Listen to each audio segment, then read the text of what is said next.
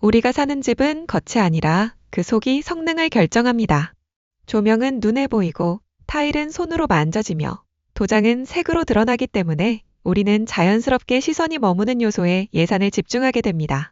하지만 막상 벽을 열어보기 전에는 존재조차 실감하기 어려운 단열재에 대해서는 생각보다 빠르게 그리고 비교적 가볍게 결정을 내려버리는 경우가 많습니다. 한 번 선택된 단열재는 건물을 해체하지 않는 이상 교체가 어렵고 그 결과는 겨울철 결로와 곰팡이, 여름철 과도한 냉방비, 그리고 예상보다 줄어든 실사용 면적이라는 형태로 해마다 되풀이되어 나타나게 됩니다. 새싹이 돋아나는 3월은 멈춰있던 건축 현장이 다시 움직이기 시작하고 신축 공사가 본격적으로 재개되는 시기입니다.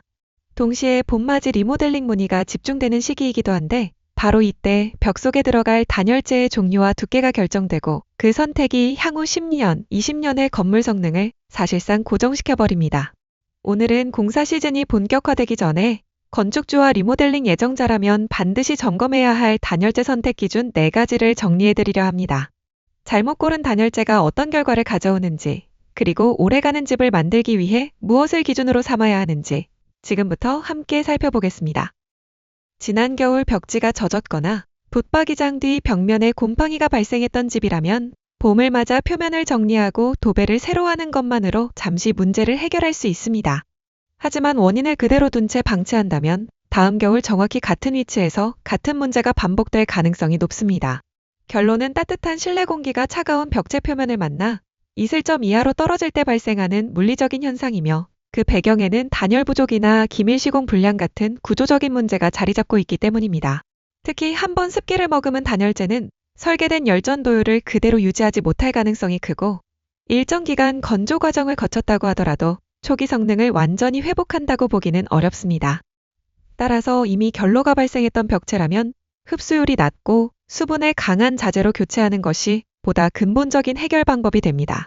내단열 현장에서 많이 적용되는 자재는 흔히 아이소핑크라고 불리는 압출법 보온판입니다.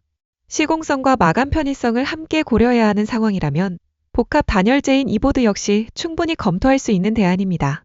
결국 중요한 것은 곰팡이를 제거하는 데서 끝나는 것이 아니라 결로가 다시 생기지 않도록 단열 환경 자체를 재설계하는 데 있습니다. 발코니 확장 이후 기대만큼 공간이 넓어지지 않았다고 느끼는 사례를 종종 보게 되는데 그 배경에는 강화된 단열 기준을 맞추기 위해 적용된 단열재 두께가 자리 잡고 있는 경우가 적지 않습니다. 일반 비드법 단열재를 기준에 맞춰 적용하려면 일정 두께 이상이 필요하고 벽체가 몇 센티미터씩 두꺼워질수록 실사용 면적은 줄어들게 되며 이는 도면상 수치보다 실제 체감에서 더 크게 다가오기도 합니다. 이럴 때 고려할 수 있는 선택은 열전도율이 매우 낮은 PF보드나 경질우레탄 보드와 같은 고효율 단열재입니다. 이러한 자재는 상대적으로 얇은 두께로도 동일하거나 더 높은 단열 성능을 구현할 수 있기 때문에 자재 단가 상승이라는 단점이 있더라도 공간 가치를 함께 계산하면 충분히 합리적인 선택이 될 수 있습니다. 단열은 단순히 열 손실을 줄이는 문제가 아니라 건물 내부에서 사용할 수 있는 면적을 어떻게 지켜낼 것인가의 문제이기도 합니다. 신축 공사를 앞두고 있다면 해빙기라는 계절적 조건을 반드시 고려해야 합니다.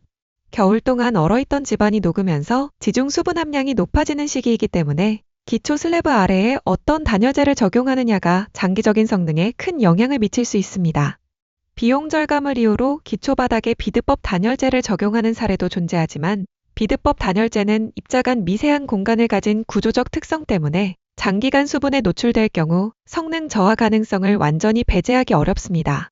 반면 독립기포 구조를 가진 압출법 보온판은 수분 흡수율이 낮고 지중 환경에 대한 저항성이 높기 때문에 기초 바닥이나 지하 외벽처럼 토양과 직접 맞닿는 부위에는 보다 적합한 선택이 됩니다.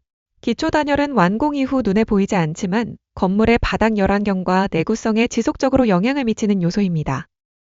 단열을 흔히 추위를 막는 수단으로만 인식하지만 단열의 본질은 열의 이동을 차단하는 것이며 그 방향은 계절에 따라 달라질 뿐 원리는 동일합니다.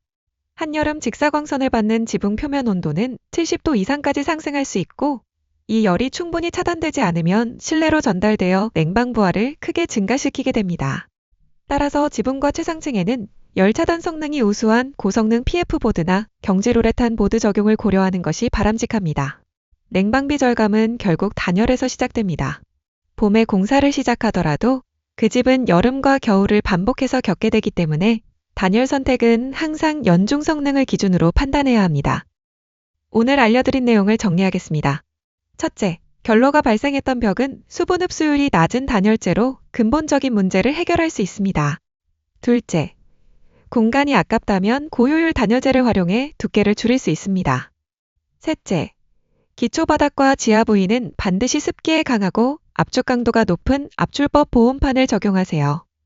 넷째, 지붕과 최상층은 여름의 고열까지 고려해 고성능 단열재를 선택하세요. 이 네 가지가 봄철 공사와 리모델링에서 단열 실패를 줄이는 기본 원칙입니다.